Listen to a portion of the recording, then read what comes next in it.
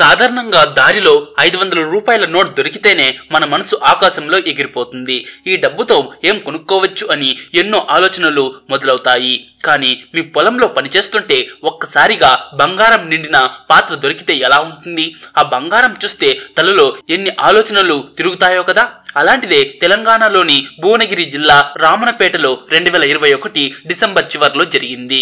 ఒక రైతుకి పొలంలో పనిచేస్తుంటే బంగారు ఆభరణాల పాత్ర దొరికింది. బంగారం దొరికింది నిజమే, కానీ దానితో ఎన్ని గొడవలు సమస్యలు వచ్చాయో తెలిస్తే మీరు నిజంగా ఆశ్చర్యపోతారు. అయితే ఆ నిజమైన సంఘటనను చూసే ముందు ఈ వీడియోకి ఒక లైక్ చేసి మీ ఫ్రెండ్స్ కు తప్పకుండా షేర్ చేయండి. లింగయ్య మల్లయ్య అనే ఇద్దరు అన్నదమ్ములు తమ పొలాలకు రాళ్ల కంచె కట్టాలని అనుకున్నారు. ఇందుకోసం కొంతమంది కూలీలను పిలిచి గుంతలు తవ్వి రాళ్ల స్తంభాలు పాతి కంచె కట్టాలని నిర్ణయించుకున్నారు.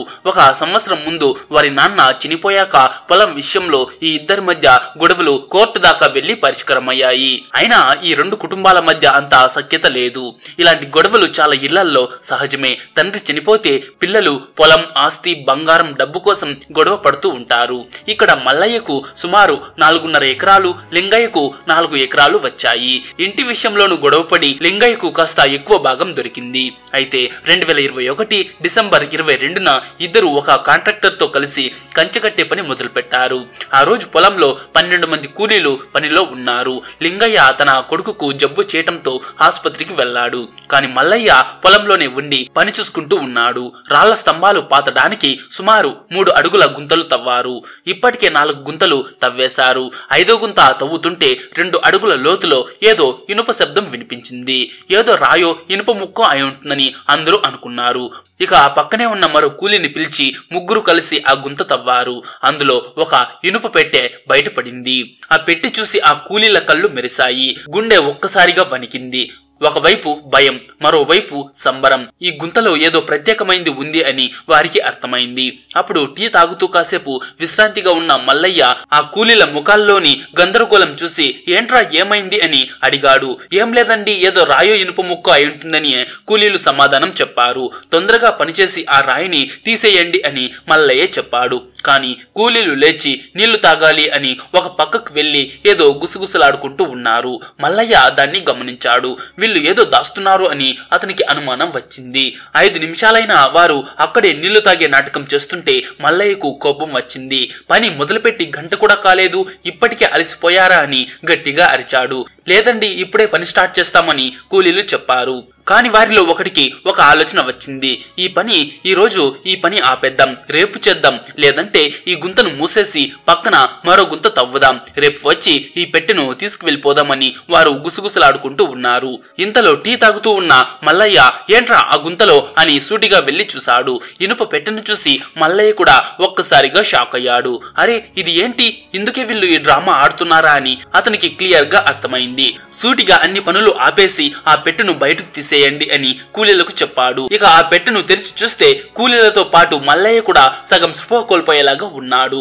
ఆ పెట్టెలో ఏముందంటే 38 వెండి నాణేలు, 5 వెండి పట్టీలు, 14 కట్ చేసిన వెండి ఉంగరాలు, 19 బంగారు నాణేలు, 5 మంగళసూత్ర బంగారు గొలుసులు ఉన్నాయి. ఇది చూసిన కూలీలు, పక్క పొలాల జనమందరూ అక్కడికి చేరుకున్నారు. మల్లయ్యకు ఏం చెయ్యాలో అర్థం కాలేదు.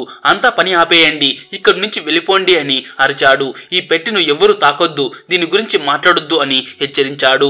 వచ్చే వారం అందరికీ బిర్యానీ పెడతా అని హామీ కూడా ఇచ్చాడు. కానీ ఎవరూ కూడా అక్కడి నుంచి కదలలేదు. మల్లయ్య ఆ పెట్టెను తన బైక్ పై పెట్టుకుని ఇంటికి తీసుకువెళ్ళాలి అనుకున్నాడు. కానీ అరగంట లోపు లింగయ్య కూడా ఆ పొలానికి వచ్చేశాడు. ఎవరో కూలి లింగయ్యకు ఫోన్లో అంతా చెప్పేశాడు. మల్లయ్య లోపలే ఈ నిధిని తన ఖాతాలో వేసుకోవాలని పథకం వేశాడు. కానీ లింగయ్య వచ్చేసరికి గొడవ మొదలైంది. లింగయ్య ఈ నిధిని సగం సగం పంచుకుందాం అన్నాడు. మల్లయ్య ఏంట్రా ఇది నా పొలంలో దొరికింది, ఎవ్వరికి 1 రూపాయి ఇవ్వను అని గట్టిగా చెప్పాడు. ఇద్దరి మధ్య గొడవ పెద్దగా మారింది. ఈ సమస్యను ఊరి పెద్దల దగ్గరకు తీసుకువెళ్లారు. తమ్ముడికి 20% ఇస్తా అంతే అని మొండిపట్టు పట్టాడు మల్లయ్య.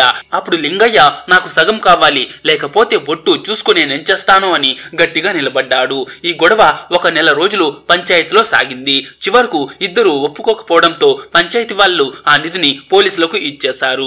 ఇక దాన్ని కోర్టే తేల్చేసింది. తేల్చాలి. విచిత్రం ఏమిటంటే ఈ నెలైనా ఆ కేసు ఇప్పటికీ కోర్టులోనే నడుస్తోంది. ఎవరో దాచిన ఆ బంగారం ఎవరికి దొరకకుండా కోర్టులో న్యాయం కోసం ఎదురు చూస్తోంది. చూసారా, ఊరి పెద్దలతో మాట్లాడి సమస్యను అక్కడే పరిష్కరించుకుని ఉంటే ఇద్దరికి ఆ బంగారం పంచుకునే అవకాశం దక్కేది. అప్పుడే అక్కడే పంచుకునేసి నింటే ఈ కోర్టు కష్టాలు తప్పేవి, బంగారం ఇద్దరికి వచ్చేది.